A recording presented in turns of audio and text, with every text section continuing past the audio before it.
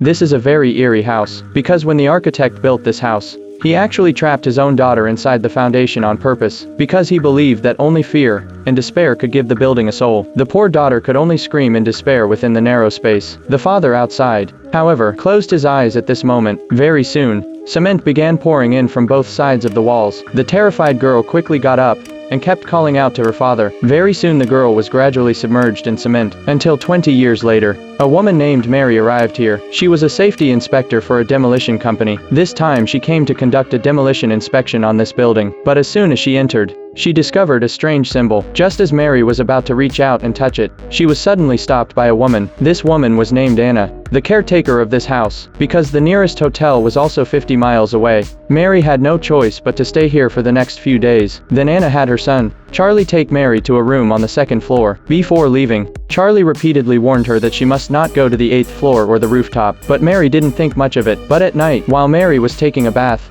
she suddenly heard a strange voice continuously calling her name, and when Mary got up to check, the voice disappeared again. But just as she looked into the mirror, she heard the laughter of a little girl coming from inside the mirror. So Mary followed the sound and came to a door to check. At this moment the small window next to the door suddenly opened. It turned out to be Anna inside this room. However, the strange occurrences were not just these. The next day, while Mary was taking measurements, she discovered that the proportions of the house were incorrect. The walls far exceeded the thickness they were supposed to have. In order to figure out the reason, Mary began searching for information about this building on her computer, but the records showed that the architect of this house had already been murdered. And even more terrifying, all the other participants had also died under mysterious circumstances. This made Mary feel very strange. Then she carried these doubts and continued her work. But just as Mary was marking the explosion points in the hallway, a mysterious figure suddenly charged toward her.